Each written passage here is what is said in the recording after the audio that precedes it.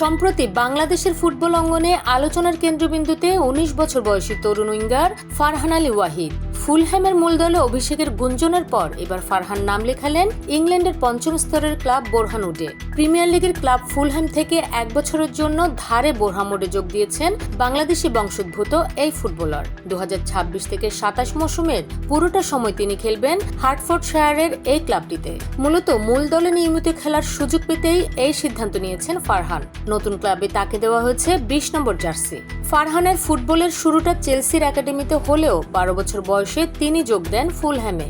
সেখানে অনূর্ধ্ব ১৮ দলের হয়ে ১৭ ম্যাচে ৭ গোল এবং অনূর্ধ্ব ২১ দলের অভিষেকে পান গোলের দেখা। চমৎকার পারফরমেন্সের কারণে ২০২৫ সালের নভেম্বরে প্রিমিয়ার লিগ 2 এর মাস সেরা ফুটবলার নির্বাচিত হয়েছিলেন তিনি। সবচেয়ে বড় খবর হলো বাংলাদেশের জাতীয় দলের হয়ে খেলার তীব্র আগ্রহ দেখিয়েছেন ফারহান। লাল সবুজের জার্সিতে তাকে মাঠে নামানোর প্রক্রিয়া সক্রিয়ভাবে চালিয়ে যাচ্ছে Bangladesh football federation.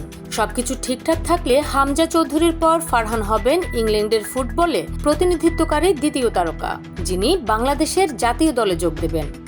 Sports desk, খোলা কাগজ, ঢাকা।